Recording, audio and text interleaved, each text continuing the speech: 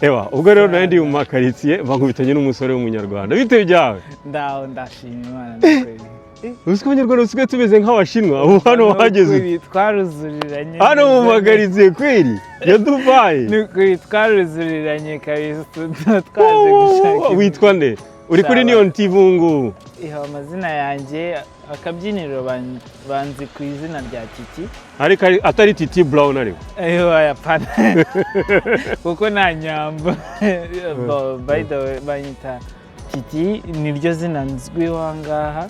ariko amazina yanjye ni Triomphant Mafafa ego nkaba nkora akazi k'ububarista ahangaha hano muri Falads ilocatinze muri Huye kwimana biranshimije cyane iyo mbona imihanda yose ahantu njya mpura n'abana basore b'abanyarwanda abana bakiri batoya b'abasore barimo gushakisha ubuzima wisanze gutera ahangaha ahangaha nisanze ahangaha natangiye nkora n'ubundi akazi k'ibijyanye n'ikawa mu Rwanda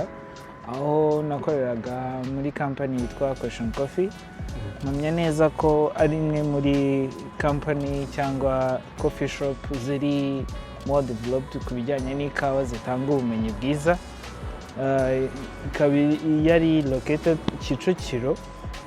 ariho njyewe nagize amahirwe mbona icyo bitaga scholarship ya ACA ibijyanye no kwiga ikawa ku buryo buri developed mu buryo buri international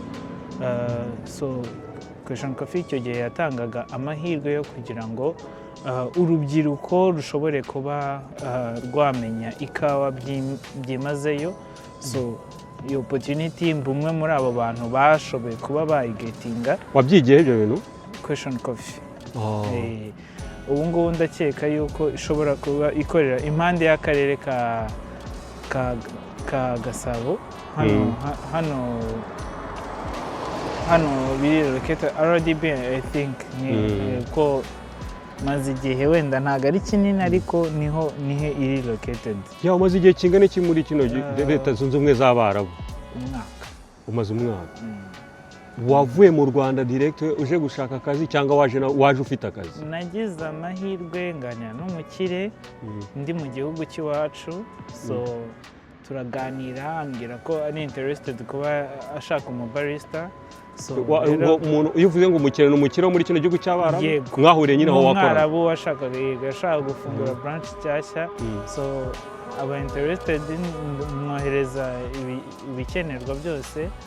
nuko nguko naje nza gukora mu Warabu mfite umubosi nari ngiye gukorera Titi rero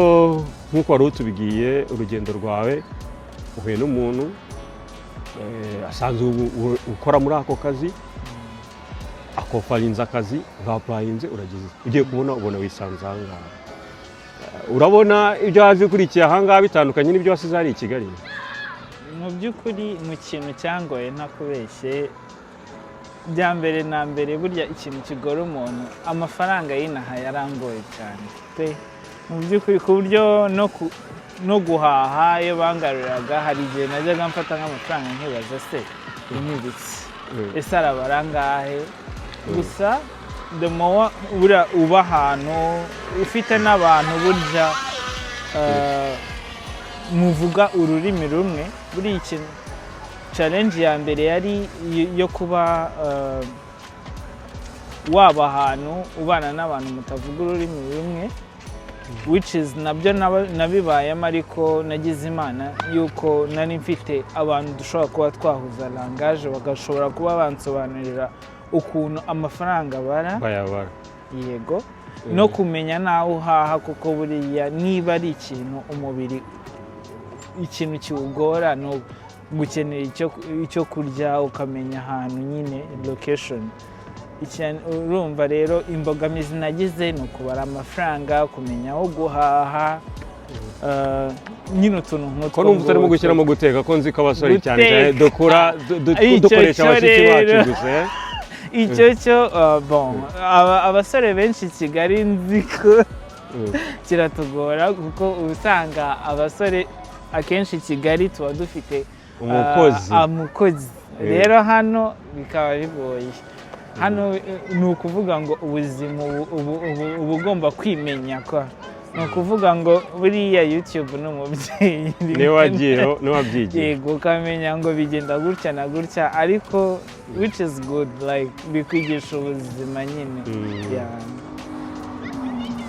nk'umusore wize gukora ibintu nk'uko wabidusobanuriye kaza kwisanga none uri hano muri kino gihugu uri kumubikora urabona byunguka ku buryo ushaka kugira inama umusore wenda uri hariya tu wazamuye ipantaro uhora uriya ngo akazi karabuze kagize iki adashaka ikintu ushaka kujyamo ngo akore inama namugira ikawa ni ikintu cyiza ikawa pe ntago ari ikintu ntabura kuba na recommendinga ni ukuri abasore bari hariya mu Rwanda bakirangiza cyangwa barangije ikawa ni ngari ikawa kandi like n'abayizi baba bamaze gusirimuka niko tubyita i Kigali kuko ikawa ni ikintu cyiza ikawa ni ikintu gifasha umubiri kandi ni ikintu abantu bagomba kumenyera like hano nasanze mu Barabu bayikunda ni nk'umuti ni nko kunywa icyayi mu Rwanda kandi nuko bo mpamya neza ko bashobora kuba barabonye inyungu cyangwa ubwiza bwayo mbere so ikawa ni ukuri ku musore ukishakisha cyangwa iki